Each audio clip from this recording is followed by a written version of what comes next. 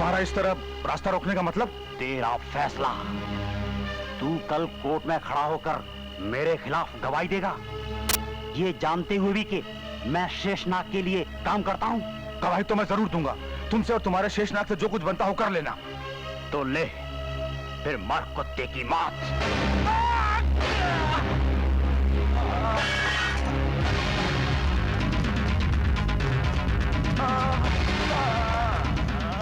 अरे जल्दी से इस हॉस्पिटल ले चलो।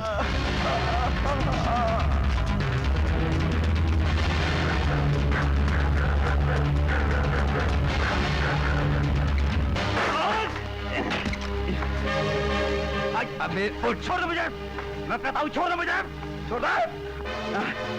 चल। कानून के उस माइती का हंस देखने के बाद भी तेरी आंखें नहीं खुली? तू मेरे हाथ से मरना चाहता है क्या? अबे मारना जिलाना तो ऊपर वाले के हाथ में है। एक गवाह को मारकर तू सत्यदेव को डराना चाहता है? अबे पुलिस स्टेशन चल, वरना तेरी हड्डियां पसले तोड़ दूंगा। छोड़ दो मुझे, चल। बिल्कुल नहीं, मैं कुछ नहीं सुनूंगी। आज तो फैसला होकर रहेगा। मैं पूछती हूँ, तुम ये सब बंद करोगे या नहीं? उफ़ो, ऐसा कौन सा गुनाह कर दिया मैंने? आज किसी गुनहगार को पकड़वाना उसके गुनाह से भी बढ़कर गुनाह है। तो क्या उनके डर से अपने जीने का ढंग बदल दूं? ओफो, और भी तो लोग इस दुनिया में जी रहे हैं। एक तुम्हें कोई पराई आग में अपना हाथ डालने का शौक क्यों है? किसी के घर में कोई बीमार हो तो डॉक्टर पहुंचने से पहले तुम पहुंच जाते हो। किसी को जरा सी तकलीफ हो, जरा दुख हो, तो उनसे पहले तुम्हारी आंखों में आंसू आ जाते हैं। अरे कभी अपने बेटे के बारे में सोचो, अपने भविष्य के बारे में सोचो, और अगर उस पर भी आंखें ना खुले तो ये आने वाले बच्चे के बारे में सोचो। अगर कहीं ऊंच नीच हो गई तो मैं मुझे कोई फिक्र नहीं, मेरी गीता उन्हें पाल लेगी, क्योंकि वो मुझसे ज्यादा दिलेर और हिम्मत वाली है। देखो देखो, अब ये बातें बनाकर मुझे मत बहलाओ। अच्छा ये बताओ, ये सब करके तुम्हें क्या मिलता है? शांति।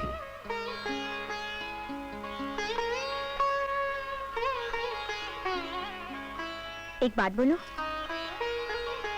मैं कितना भी बड़बड़ाऊं, लेकिन तुम्हारी कसम, तुम्हारी सच्चाई पर मुझे अभिमान है, और यही वजह है मैं तुम्हारी इज्जतें नहीं पूजा करती हूँ। गीता, मैं तुम्हारी श्रद्धा को टूटने नहीं दूंगा, क्योंकि गीता ही मेरी शक्ति है। आज जिस आदमी को मैंने रंगे हाथों खून करते हुए पकड़ा है, जब अदालत उसे सजा देगी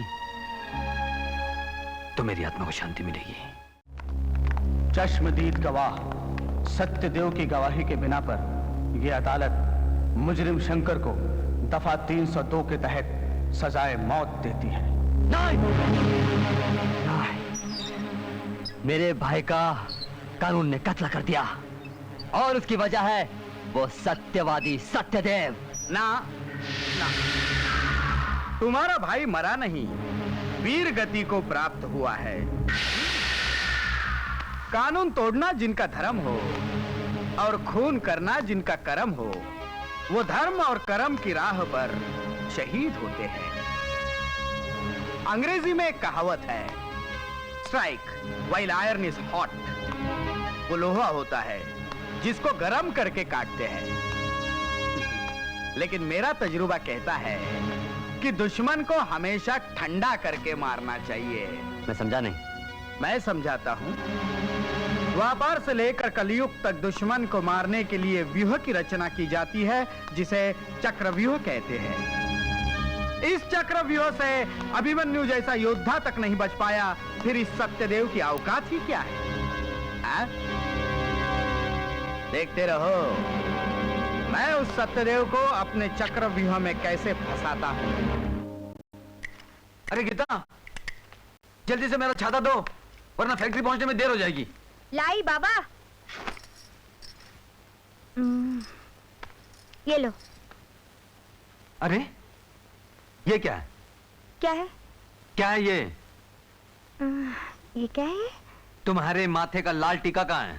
ओ 1000 मर्तबा का है कि लाल टीके के बगैर मेरा प्यार अधूरा है।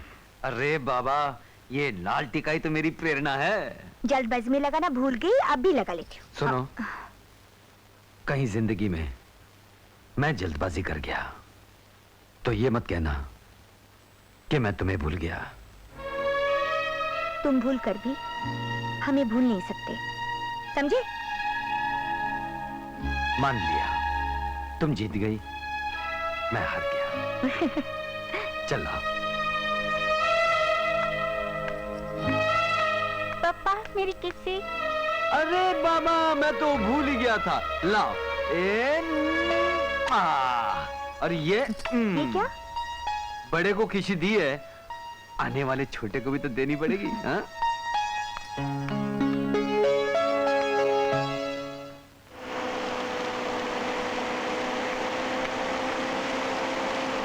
एक गाड़ी लो।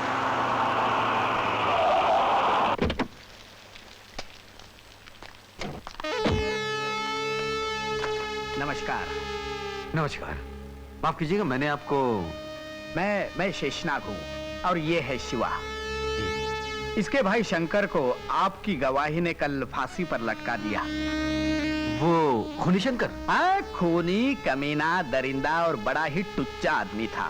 मैंने उसे लाख समझाया कि बाबा रे कानून को हाथ में मत लो, नहीं माना। नतीजा भी भुगत लिया। अब सत्य के उपासक सत्यदेव है और मैं हूं सत्य का दास। शंकर के पापों पर पर्दा न डालकर आपने सत्य की एक बहुत बड़ी मिसाल कायम की है। ये कहना आपका बड़प्पन है सत्यदेव जी। ये मेरा कार्ड। भगवान ना करे आप पर कभी किसी दुख या परेशानी की छाया पड़े, लेकिन कभी भी किसी भी वक्त मैं अगर आपके काम आ सका तो ये मेरे लिए बहुत गौरवपूर्ण बात होगी। बहुत बहुत धन्यवाद।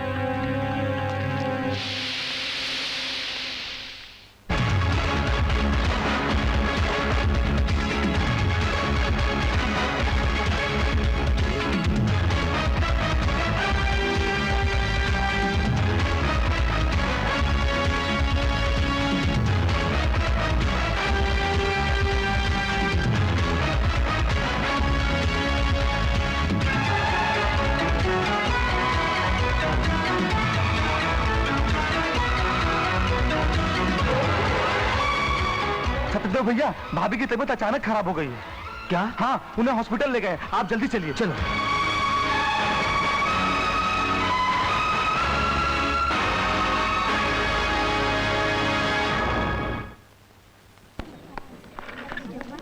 सत्यदेव भैया, क्या है डॉक्टर साहब? डॉक्टर साहब, मेरा नाम सत्यदेव है, गीता मेरी पत्नी है। क्या हुआ उसे?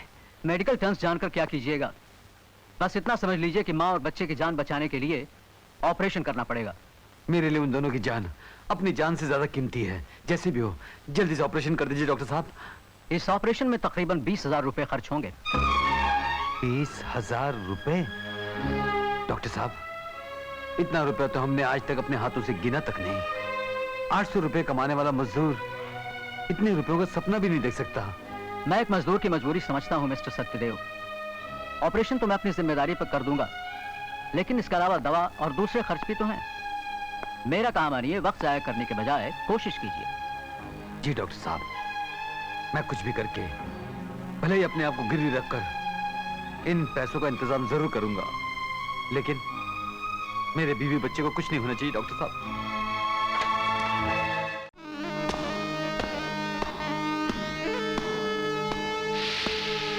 नमस्कार। ओहो, धन्य भाग हमारे, चूटी के घर भगवान पधारे। मैं प्रार्थना लेकर आया हूं सेठ जी कि मेरी पत्नी एक जिंदगी को जन्म देने के लिए मौत से लड़ रही है अस्पताल में। अगर मैं आधे घंटे के अंदर 20,000 रुपए लेकर अस्पताल में नहीं पहुंचा तो मेरी गीता मर जाएगी सेठ जी। ना ना ना सत्यदेव जी, गीता तो अमर है। ना ही वो कभी मरी थी और ना ही कभी मरेगी। शिवा, जानते हैं सत्यदेव जी, लक्ष्मी और गृह लक्ष्मी के लिए मेरे अंदर बहुत सम्मान है। इसीलिए तो सेठ जी, लक्ष्मी की कृपा है आप पर। शेषनाग जी, ये लीजिए सत्यदेव जी, इसमें 5 लाख रुपए है। इन पर आप सिर्फ आप ही का अधिकार है। नहीं सेठ जी, मुझे 5 लाख नहीं, सिर्फ 20,000 रुपए चाहिए, वो भी अधिकार से नहीं, बतौर कर्ज के। लेकिन सत्यदेव जी, कर्ज लेते समय कुछ जमानत दी जाती है। मेरी जिंदगी, मेरी सांस, मेरे तन की चमड़ी तक आपकी है सेठ जी।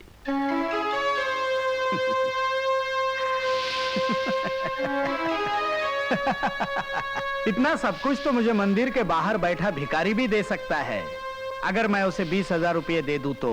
सेठ जी, तो फिर उस चीज का नाम बताइए, मैं आखिरी सांस निकलने से पहले उसे आपको लाकर दूंगा। मुझे सत्यदेव चाहिए। सत्यदेव? हाँ, वो सत्यदेव जिसको सारी दुनिया सत्य का देवता मानकर उसकी पूजा करती है।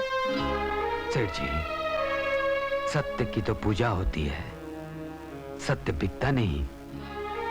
लेकिन आज अपनी गीता, अपनी आने वाली संतान को साक्षी मानकर मैं आपको वचन देता हूं कि आज से ये सत्यदेव आपकी धरोहर है, आपकी अमानत है, आपकी जागीर है। तो ये आपका वचन है? जी हां, ये मेरा वचन है।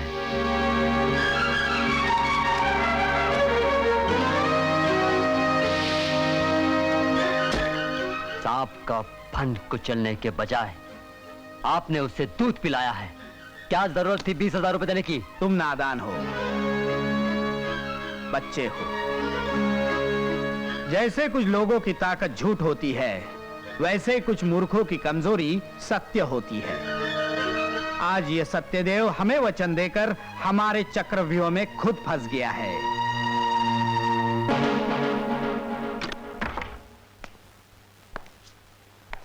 डॉक्टर साहब, कैसी है मेरी पत्नी? तुम्हारी पत्नी बिल्कुल ठीक है, और बधाई हो, उसने बेटे को जन्म दिया है। थैंक यू डॉक्टर साहब, मैंने रुपए कैशियर के पास जमा करवा दिए हैं।